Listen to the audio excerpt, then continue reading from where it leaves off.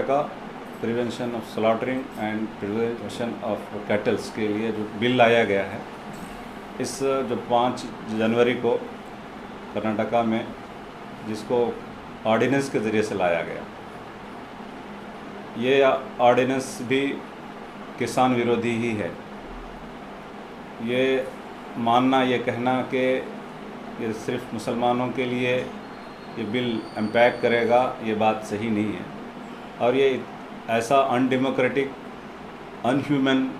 पूरा human rights का violation इस ऑर्डिनेंस के ज़रिए से होता, जिसमें पूरी तरह से ये बात मालूम होती कि ये इंसानों के लिए एक बहुत ही भयानक और एक ब्लैक क़ानून बनेगा अगर ये इम्प्लीमेंट होता है, जिसके ज़रिए से पूरी इंसानियत को और कर्नाटका की 60% आबादी जो इस पर डिपेंड करती है, इसका असर पड़ेगा। मैं उस एक्ट के उस ऑर्डिनेंस के कुछ बातें आपके सामने रखता हूँ कि ये जो काउ स्लॉटरिंग बिल जो 1964 था, उसके अंदर जो कानून काउ के लिए पहले से ही इसकी पाबंदी थी। इसमें सिर्फ काउ के लिए प्रोविज़न था। यहाँ ये आज काउ के साथ दूसरे एनिमल्स भी इसमें ऐड किए गए हैं। बुल और बुलक भी इसमें ऐड किया गया, और ही और शीप बफेलो को भी इसकी उम्र 13 साल होने के बाद इसको स्लॉटिंग करने की अलाउ किया गया। जबकि ये बिल किसान पर बहुत बड़ा बर्डन डालेगी। आज आप देखते हैं कि कर्नाटका में नहीं बल्कि पूरे भारत के अंदर जो फीमेल फिटिसाइड्स का, जो बच्चियों की पैदाइश पर जो रेशियो है, घट रहा है कि लड़की पैदा होती है तो उसको सोनोग्राफी के ज़रिए से उसको मार दिया जाता है। ठीक ऐसा ही मामला किसान के लिए। गांव में अगर 100 बफेलो हैं तो एक ही बफेलो या 2 ही बफेलो काफ़ी होते हैं। अगर उसकी भी जनरेशन अगर बराबर की बराबर होती है 50%, तो उसको भी ही बफेलो को 13 साल तक उसको पाल के रखना पड़ता है, तो जो इस किसान पर एक ओवरबर्डन बन जाता है। तो इस तरह से एक इम्पैक्ट ये पड़ेगा कि 13 साल तक वो जानवर रखे और उसकी वो प्रॉपर कास्टिंग नहीं आएगी। दूसरा, इस के अंदर जो पनिशमेंट का जो लॉ रखा गया है कि इसमें जो 13 साल के बाद से जानवर को चाहे गाय हो या बैल हो, ये दोनों भी जो काम करने के लायक नहीं रहते, दूध देने के लायक नहीं रहते और बच्चा देने के लायक नहीं रहते, तो ऐसे जानवर के लिए इनका किसान जब उसको बेचता और उसके बाद वो दूसरा जानवर ख़रीदता, लेकिन इसको जब बैन किया जाएगा तो ये उस पर उसकी जो हार्ड इनकम थी, उसकी बेटी की शादी हो, किसान की, या उसका ख़र्चा चुकाना हो, या हॉस्पिटल का कोई मैटर हो, या बच्चे की पढ़ाई का मामला हो, ये सारे के सारे इससे मुतासिर हो जाएंगे। और फिर तो एक बड़ी, इससे अगर इसको गौशाला में भेजना ही चाहती है गवर्नमेंट, तो गवर्नमेंट को चाहिए कि वो किसान से जानवर खरीदे। जिस तरह से वो दूध खरीदती है उसी तरह से वो जानवर खरीद के गौशाला में भेजे। अगर नहीं है तो किसान की इनकम पर हाथ ना डालें। तीसरा इसके अंदर जो नुक्ता है वो ये है कि इसकी के लिए जो गौरक्षक के नाम पर जो अनसोशल एलिमेंट को लिए इनको अलाउ किया जाए गुड फेथ के नाम से। इस ऑर्डिनेंस के एक शिक के अंदर ये बात कही गई कि जो लोग गौ प्रोटेक्शंस के नाम पर जो लोगों को लाने ले जाने के लिए ट्रांसपोर्टेशन करने वालों के लिए उनको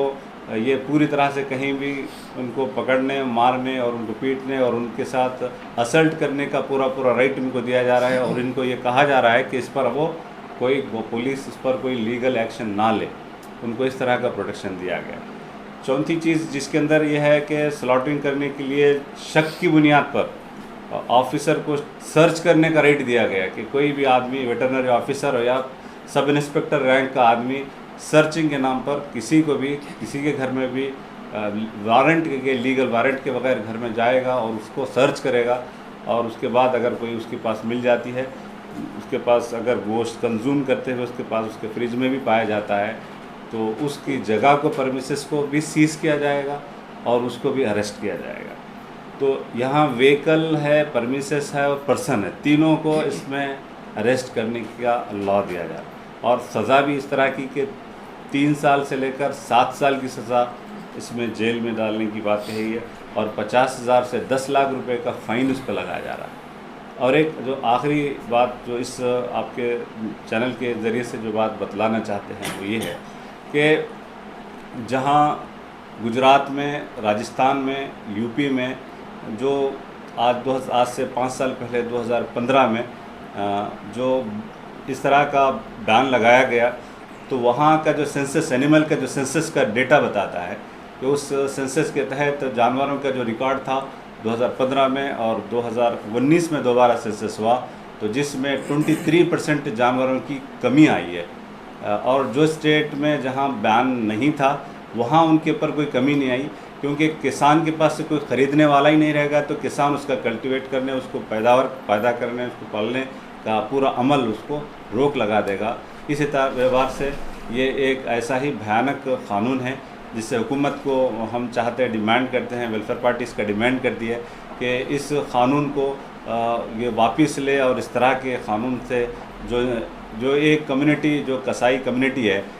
वो इससे बेरोज़गार हो जाएगी। और होटल का बीफ का जो मैटर है वो इस पे जो लोग काम करने वाले हैं वो लोग भी इससे हो जाएंगे, और इससे के ज़रिए से जो कोबलर है, चमार है, वो जो इसकी बड़ी इंडस्ट्री जो लेदर पर चलती है वो भी इससे इम्पैक्ट पड़ेगा उन पर। और फिर दूसरा जो बेसिक फूड के तौर पर एक फंडामेंटल राइट है कि आदमी अपनी मर्ज़ी के साथ पसंद का जानवर खाए। काव के साथ आपका रिस्पेक्ट हो तो ठीक है, लेकिन जो ही और शी बफेलो के मैटर है और बुल का जो मैटर है, इसको इसमें अलाउ करना चाहिए। वरना अल्टीमेटली जिन लोगों ने, जो लोग इससे कारोबार से जुड़े वाले हैं, जो इकोनॉमिकली बहुत ही ज़्यादा परेशान हो जाएंगे, उनको गवर्नमेंट को चाहिए कि उनको अल्टरनेट, उनको पैकेज के ज़रिए से अल्टरनेट उनके बिज़नेस का सेटलमेंट करके इस तरह की चीज़ की जाए। तो ये एक ऐसा बिल है। इसी के साथ एक और बिल भी जो गवर्नमेंट ऑफ कर्नाटका ने लाया